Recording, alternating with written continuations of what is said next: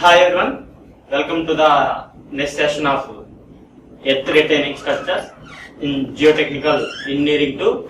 In last class, we have discussed about the various types of retaining walls and how the lateral pressure is acting on the different types of earth retaining structures we have seen. And today we will see some more types of earth retaining structures, as well as we will discuss the types of earth pressure theories. That means how the earth is creating pressure on the wall. Based on the pressure creating on the wall, we are having different types of conditions of earth pressure. The earth pressure is at rest condition, active earth pressure, passive earth pressure. What is meant by earth pressure at rest condition? What is meant by active earth pressure? What is meant by passive earth pressure? We will see. Again, if you see here, types of earth retaining structures, already we have seen various types of earth retaining structures, and majorly earth retaining structures may be broadly classified as retaining walls and sheet pile walls.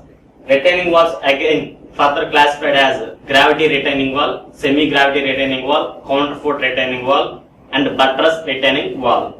In some situations, there is a possibility to constructing of the reinforced earth walls also available.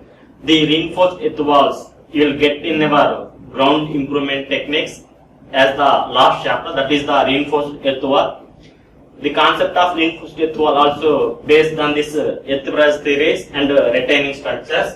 See, these are the two types of retaining walls. And again, if you come to the earth retaining structures, again these are broadly classified into these retaining walls as gravity retaining wall, cantilever retaining wall, counterfort retaining wall, and buttress retaining walls. These are the major four types of retaining walls. Based on the type of the construction activity, based on the purpose, we will construct this earth retaining walls. Usually of masonry, as well, the gravity retaining walls are constructed usually by using the masonry, usually of reinforced concrete, whereas cantilever, counterfort, and the buttress walls are constructed by using the reinforced concrete. That means they will embed the steel into the concrete and they will construct the different types of earth retaining structures based on the requirement.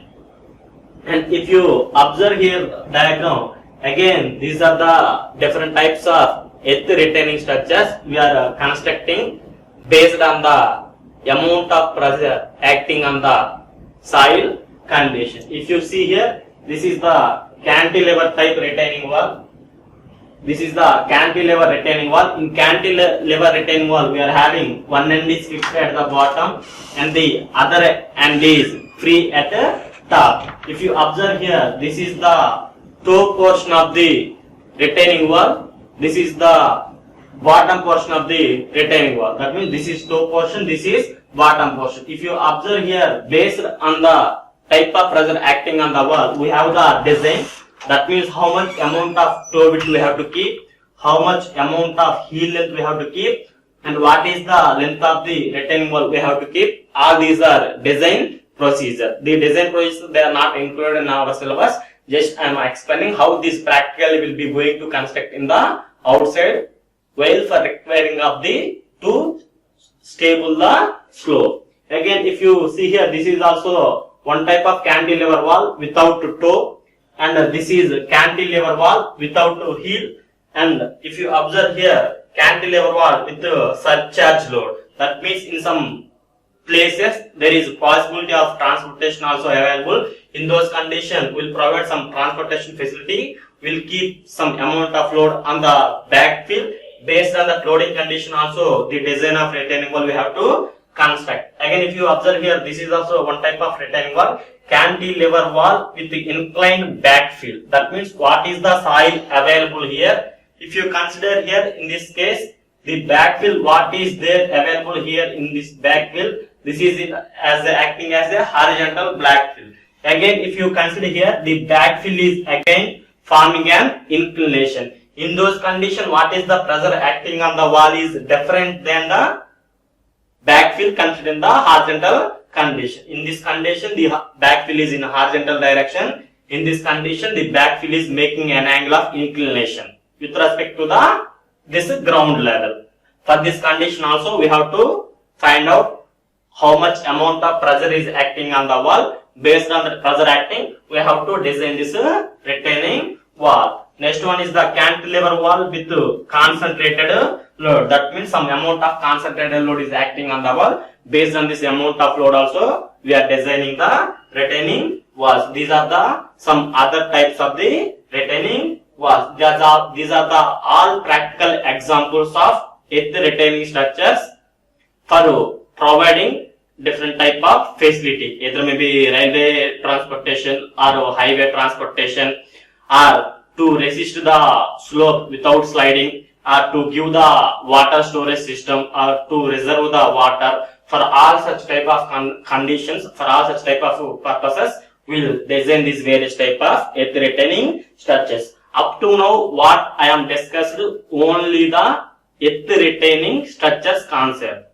From now onwards, I am going to do deeply discussing about the earth pressure theories. What are the different types of earth pressure theories, and what is meant by active, what is meant by passive, what is meant by at rest condition, we'll discuss now. And if you observe here, earth pressures are basically classified into three types. That is first one, second one, and the third one. If you observe here, the first one is the active earth pressure coefficient. Well, before going to know the earth pressure coefficient, first we will discuss what is meant by active earth pressure, what is meant by passive earth pressure, what is meant by coefficient of passive earth pressure at a rest condition. If you observe active earth pressure, it is the ratio of horizontal and vertical principal effective stress when a retaining wall moves away from the retained soil. Okay, active earth pressure, it is defined as the ratio of the horizontal pressure, that means horizontal effective pressure to the vertical effective pressure. And one more definition we can define it as, if the wall moves away from the soil, in that condition we are calling it as a active earth pressure. Suppose if there is any retaining wall is there here, and this side the wall having some amount of soil that is filled with maybe either cohesive soil, cohesionless soil. If the soil creating pressure acting on the wall, due to soil creating pressure on the wall it will may tilt. The tilting of the wall due to the pressure acting on the wall, that pressure we are calling it as active earth pressure. That means wall moves away from the backfill. What is the soil available here? It is moves away from the soil. That is called the active earth pressure. In one more definition, we can represent it as horizontal earth pressure to the vertical earth pressure. This is also, we can name it as active earth pressure. Next, we are having the one more definition, passive earth pressure coefficient or passive earth pressure. Again, it is the ratio of horizontal and vertical principal effective stress when a retaining wall is forced against the soil mass. That means in previous condition, in active earth pressure condition, the soil is creating the pressure on the wall. Whereas in passive earth pressure, the wall creating some pressure on the soil. That pressure we are calling it as a passive earth pressure. By seeing images also, I can explain these concepts of active earth pressure and passive earth pressure. Again, if you come to the coefficient of earth pressure at rest condition, again it is the ratio of horizontal and vertical principal effective stress when the retaining wall does not move at all. That is at a rest condition. Again here there is some retaining wall, and again here some presence of soil is there. The soil is creating some pressure on the wall. Because of the wall is rigid, the wall is fixed.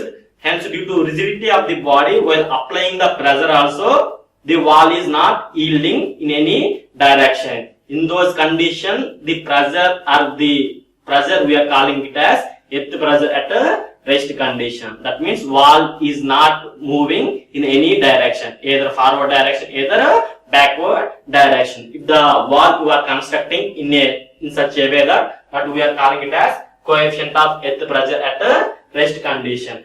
Now we'll see what is meant by horizontal pressure, what is meant by principal vertical pressure. Already in previous class I explained you example of toothpaste. For while doing morning for toothpaste, we are applying some vertical pressure. Due to this some vertical pressure, it will create vertical pressure as well as also some amount of horizontal pressure. Due to this horizontal pressure, the paste it will may come out. And based on the same concept, based on the pressure principle, we are creating this active earth pressure coefficient, passive earth pressure coefficient, and coefficient of earth pressure at a rest condition. These are same images, same discussion you will see by seeing the some picture of images. Okay, if you compare here, comparison of three states of lateral earth pressure. If you observe here, in first condition, this is the type of the retaining wall or earth retaining structures. If you observe here, in this place we are having some amount of soil. The soil may be either filled with Koizu soil, or the soil may be filled with friction soil, or it may be Koizu friction soil. That means combination of C5 soils. If you observe here in a rest condition, what we are considering means the pressure what is available here, it creates some vertical pressure. Also soil having some lateral pressure, soil also some horizontal pressure. Due to this vertical pressure and this horizontal pressure, the wall may not yielding either forward direction, either backward direction or forward direction. That means the wall is not moving this side or this side. If you design the member, if the structure is in such a way that structure or that pressure we are calling it as earth pressure at a rest condition. Again, if you observe here in active case, active earth pressure, it is defined as the ratio of horizontal pressure to the vertical pressure, or horizontal effective stress to the vertical effective stress, as well as when the wall moves away from the backfill. That means here we are having the soil particles. These soil particles, if the wall moves away from the backfill, from this backfill, the wall is moving. Okay, the wall is moving. This movement of wall, how much distance it is going, and how the movement it will happen, we'll discuss in our later classes. Based on a different type of drainage condition, type of the soil parameters, the wall it will may move some away from the backfill. If you observe here, in active case, wall moves away from the soil. That means the pressure of the soil creating some pressure on the wall. Due to action of this horizontal pressure, the wall is moving away from the backfill. This is the condition for active case. Again, if you observe to the passive condition, again in passive condition also we are having the backfill in this direction. In the passive condition, what we are observing means the wall itself creating some pressure on the wall. The wall itself creating some pressure on the wall. It is very negligible. That means wall it does not create that much amount of pressure on the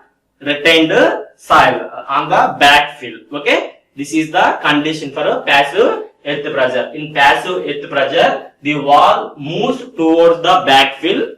You have to remember this point. Wall moves towards the soil, or wall moves into the soil, and it creates some pressure in the soil. The creation of pressure, the pressure due to wall in the backfill, we are calling it as passive earth pressure. As well as the application of horizontal forces, the application of wall, the application of soil force on the wall. Due to this pressure, the wall moves away from the soil. We are calling it as a active earth pressure.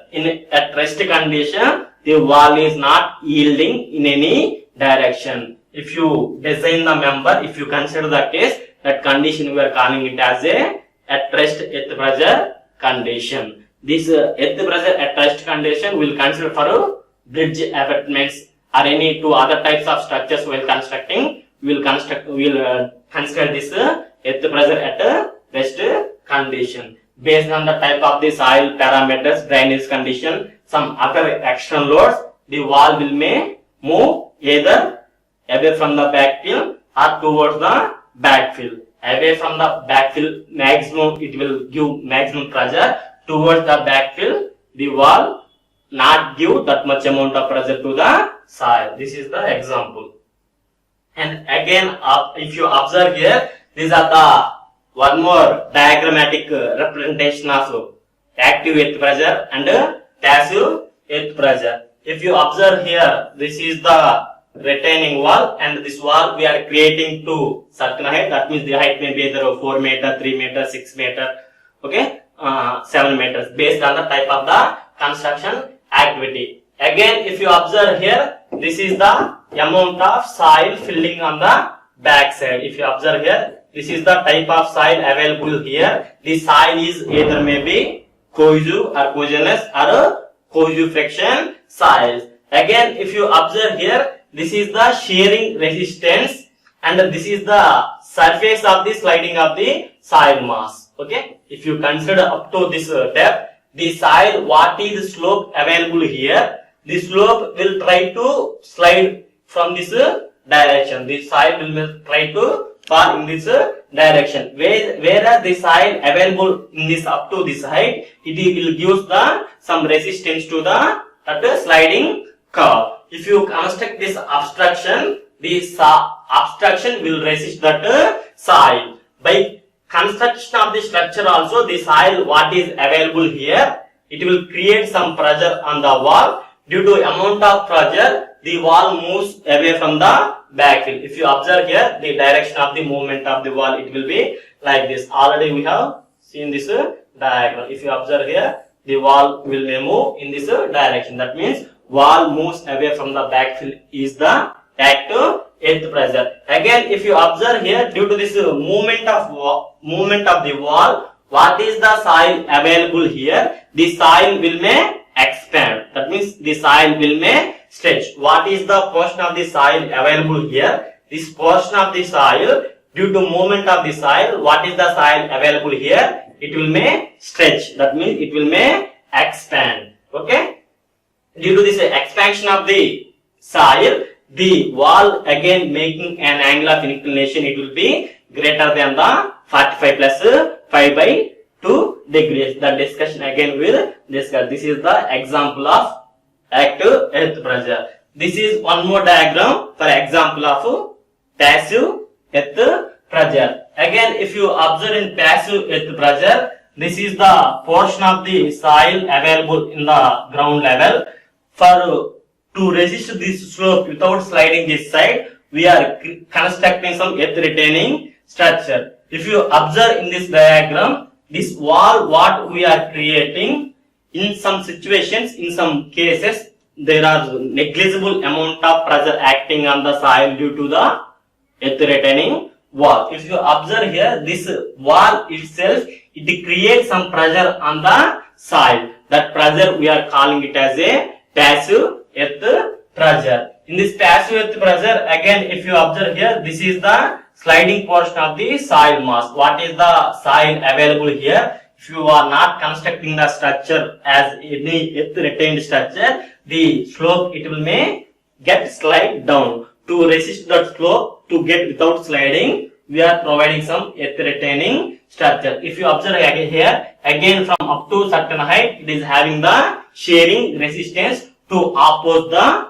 sliding of the soil mass. What is the soil available here? It will may slide. To resist that to slide, the soil itself it will create some shear strength, shearing resistance to support that soil. For this entire slope, we are creating some structural element. The structural element is called as a retaining wall or earth retaining structure. The soil what is available behind or back of the wall, we are calling it as backfill. Back of the wall, we are calling it as backfill. Backfill is very, very important. The backfill may be filled with cohesionless soil, may be filled with cohesive soil, or combination of both C and 5. Again, if you observe here, the backfill may be submerged condition, dry condition, or steady seepage condition. Okay, this is the condition in case of active earth pressure, and this is the condition in case of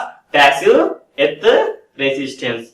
Again, I will discuss what I discussed. I discussed about the earth pressure at rest condition, earth pressure in active condition, earth pressure in a passive condition. Active earth pressure means the wall what you are constructing to resist the slope, the soil will create some pressure. Due to creation of this pressure, the wall will may move. Wall moves away from the backfill. We are calling it as active earth pressure. Wall moves towards the backfill or into the soil mass. We are calling it as a passive earth pressure. How this active earth pressure, passive earth pressure will acting on the wall, we'll see. And if you observe here, this is the one more diagram for representation of the active earth pressure and passive earth pressure. If you observe here in this diagram, this axis what we have drawn here, it represents the earth pressure at a rest condition. That means what is the soil available here. In this situation, in this position, the wall is rigid. That means the wall is not moving any way. That means it is not moving either forward direction, not moving either in a backward direction. We have to design the structure like this. That means the pressure what is creating on the wall, it should have to resist. Otherwise, due to the acting of pressure on the wall will may get slide and the wall will may get failure. Finally, this slope it will may get collapse. Hence why we have to create the wall to not to get any type of movement. Again, if you observe here, this is the condition for active earth pressure and this is the condition for passive resistance case. This passive earth pressure we are naming it as PA, where PA also will be called as a passive earth pressure and P0 will be called as a earth pressure at a rest condition, where PP is the passive resistance case or passive earth pressure. That means the amount of pressure acting on the soil due to the wall movement. Suppose if you consider here, this is the retaining wall and this is the backfill available here. In this backfill, the wall creating pressure on the soil. To failure the soil, we have to keep maximum pressure. Hence why the passive resistance maximum we have to keep. Whereas in an active condition, due to less amount of pressure also, the wall will may move away from the backfill. Okay, minimum pressure. If you observe here, in this condition, in active condition, due to this application of the force, the wall it will may move. Up to the wall it will move up to some minimum pressure. At further minimum pressure acting on the wall will may not to yield. That means will not to move. In which minimum pressure is acting, that pressure we are calling it as a active earth pressure. This is also one more definition for active earth pressure. Passive resistance, it is the pressure, maximum pressure will be required to create pressure on the wall. Create the pressure on the soil. How much amount of passive pressure we are creating on the wall, that we will call it as a passive earth pressure. This is the diagrammatic representation of active earth pressure and passive earth pressure. Okay, if you observe here, this condition P0 will be less than the passive earth pressure and active earth pressure. This diagram up to now, this is the representation for active earth pressure and passive earth pressure. Next, if you observe here, based on the type of the soil condition, we have the movement of the wall. Suppose the backfill, what we are considering, it is maybe loose sand or dense sand or compacted sand or normally consolidated clay or over consolidated clay. Based on the type of the soil, the movement of the wall, it will may happen. If you observe here, very little movement, about 0.5% of horizontal strain required to mobilize the active pressure. That means if you observe here, if you consider here, this is the your retaining wall and here this is the backfill of the soil mass. That means here the soil is present here, and to resist this, to move this wall, okay. In active condition, what we are doing means, in active condition, the wall moves away from the backfill. To move the wall away from the backfill, we have to require about 0.5% of horizontal strain. That means 0.5%. If you create the pressure on the wall based on the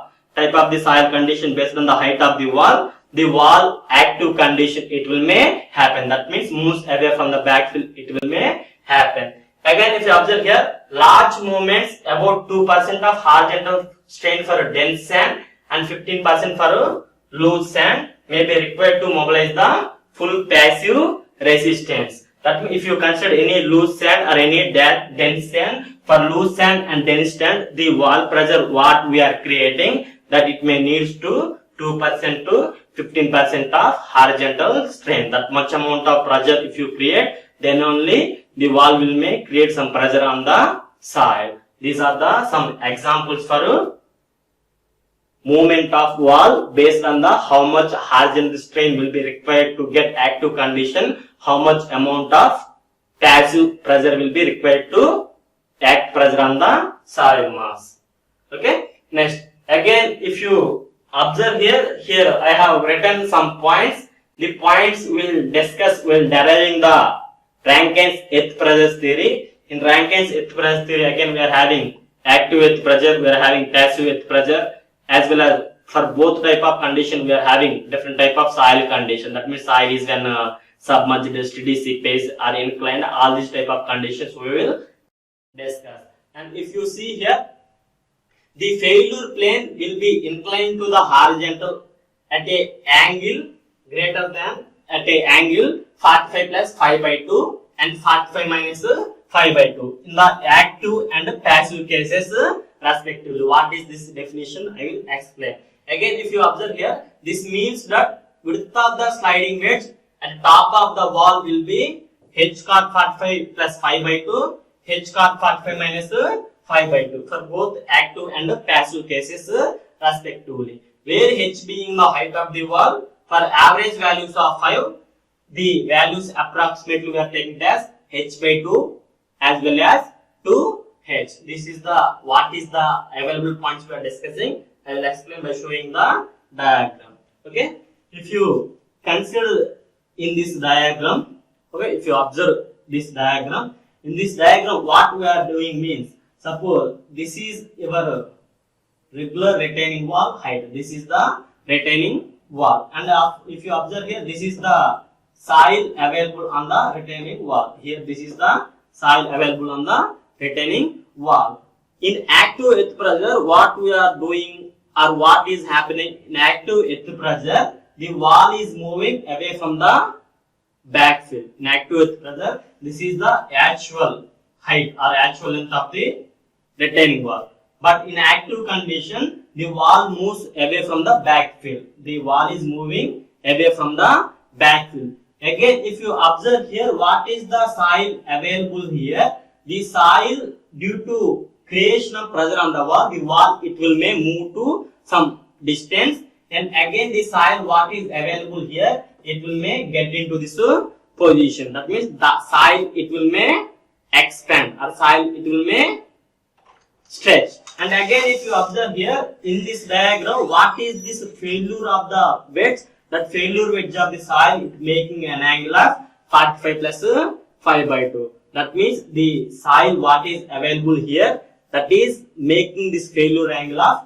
45 plus 5 by 2. Suppose this is the regular position, it's making an angle of 45 plus 5, 45 degrees, and if this angle is, wall is moving like this, hence this movement of wall, what is the pressure creating on the wall, the failure plane, it is getting to 45 plus 5 by 2 in active condition. Whereas if you consider in passive condition, this is the regular height. Again, in passive condition, the wall moves towards the soil. That means what is the soil available here?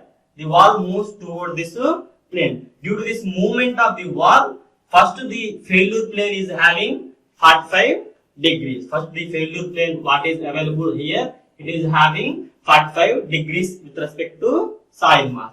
Due to this movement of the wall, the soil what is available here, it is compressing. The soil what is available here, it is compressing. Due to this compression force acting on the wall, the 45 degrees angle, it will may get reduced to either 35 degrees, 38 degrees or 30 degrees. This is the condition for passive earth pressure.